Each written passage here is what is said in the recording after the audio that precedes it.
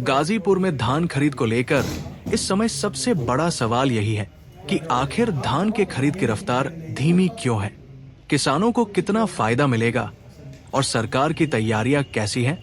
इन्हीं सभी मुद्दों पर एडीएम प्रशासन दिनेश कुमार ने बड़ा बयान दिया है। एडीएम प्रशासन के अनुसार इस साल धान खरीद की अवधि 1 नवंबर से 28 फरवरी तक तय की गई है।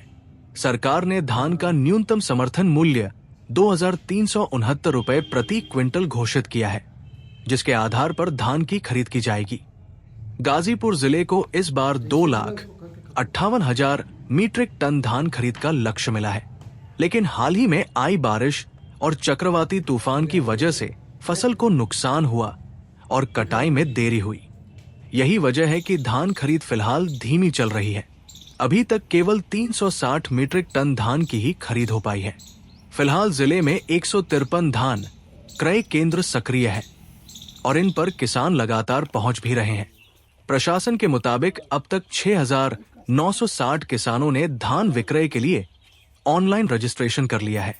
उम्मीद है कि अगले 15 दिनों के बाद जब कटाई पूरी गति पकड़ेगी तो खरीद में भी तेजी आ जाएगी। एडीएम दिनेश कुमार ने ये भी बताया कि बारिश से कुछ स्थानों पर फसल को नुकसान जरूर हुआ है। इसके लिए सर्वे टीम तैनात कर दी गई है और किसानों को मुआवजा दिलाने की प्रक्रिया जारी है। अब तक 10,800 डाटा का सर्वे पूरा कर लिया गया है और सभी डाटा ऑनलाइन फीड कर दिया गया है। साथ ही क्रॉप कटिंग का काम भी चल रहा है ताकि प्रति हेक्टेयर औसत पैदावार का सटीक आकलन किया जा सके। इस दौरान एडीएम प्रशासन ने किसानों से अपील की है कि वे किसी भी बिचौलिए के चक्कर में न पड़े।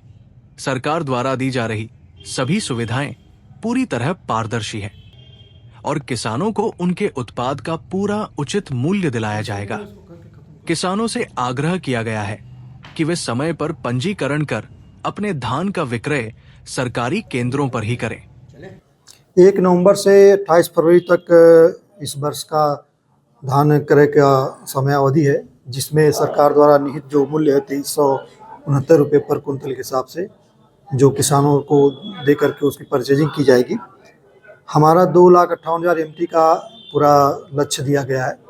चूँकि विगत 15 दिन पहले बारिश होने से थोड़ा सा कटान विलम्ब हुआ है, जिसके कारण थोड़ी अभी हमारी खरीद धीमी है, लेकिन जैसे जैसे समय बीतेगा तो 10 दिन के बाद ये तेज़ी पकड़ लेगी।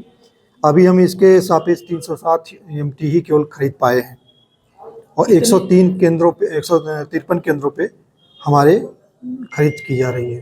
क्या लग रहा है, जिस तरीके से ओलावृष्टि हुई है, किसानों का नुकसान हुआ है, किसान इसमें कितना रुचि ले रहे हैं और अभी नुकसान का क्या स्थिति है जिसमें किसानों को आपदा राहत से देना था? रुचि ली जा रही है। 6,960 किसान अभी तक पंजीकरण करा चुके हैं और उनके द्वारा अब लाके परचेजिंग की जा रही है और आगे और भी बढ़ेगा। बरसात से कुछ नुकसान हुआ था और जिसके संबंध में लोग सर्वे करा के उनको जो राहत देनी होती है वो दे रहे हैं। बाकी अन्य जगहों पे जहाँ पे नुकसान नहीं हुआ, फसल काफ़ी ठीक ठाक है और हमारे लक्ष्य मिलने की उम्मीद है। अभी तक कुछ आंकड़ा आ पाया कि कितने किसानों का नुकसान हुआ? सर्वे में क्या कुछ आंकड़ा आया है?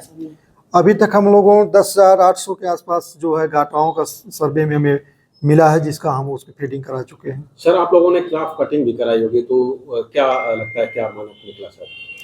क्रॉप कटिंग अभी हमारी चल रही है, जिसमें उसका औसत निकाल करके पर हेक्टेयर पैदावार कितनी हो रही है वो निकाला जाता है। अभी हमारी वो सारी सैंपलिंग नहीं हुई है, उसके बाद आखिरी आंकड़े देने की स्थिति में होंगे। क्या अपील करेंगे सर किसानों से?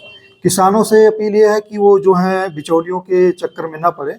जो सरकार द्वारा सुचारू रूप से सुविधाएं उपलब्ध कराई जा रही हैं कि उनके प्रोडक्ट का उचित मूल्य देते हुए सरकार स्वयं परचेज कर रही है, तो वहाँ पर पंजीकरण कराएं और अपना ससमय विक्रय करें।